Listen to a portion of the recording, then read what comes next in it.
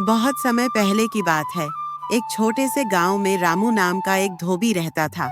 उसके पास एक गधा था जिसका नाम था गोपाल।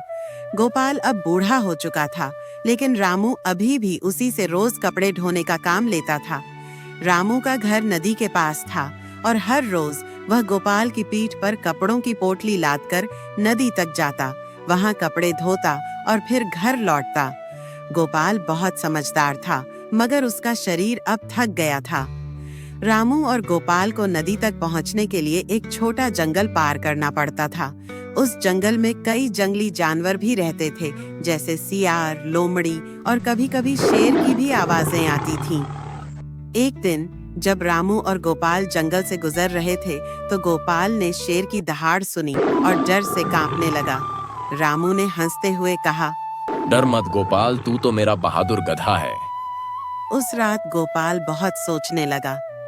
मुझे अब बूढ़ा कहकर टाला जा रहा है। अगर मैं चालाकी से कुछ करूं, तो शायद मुझे इज्जत दोबारा मिल जाए।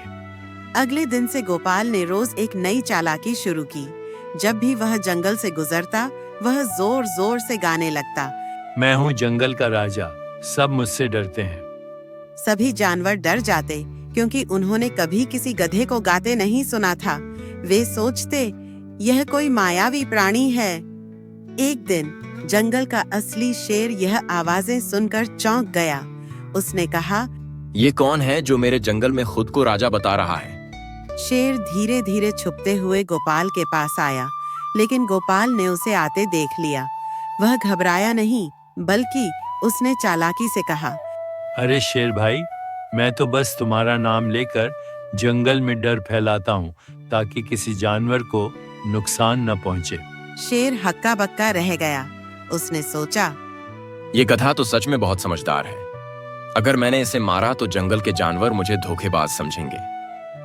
उस दिन के बाद जंगल के सभी जानवर गोपाल को सलाम करते।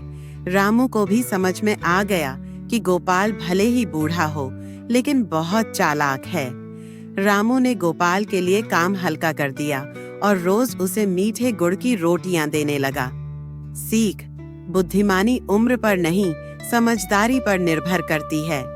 वीडियो को लाइक और AK टून्स चैनल को सब्सक्राइब करें।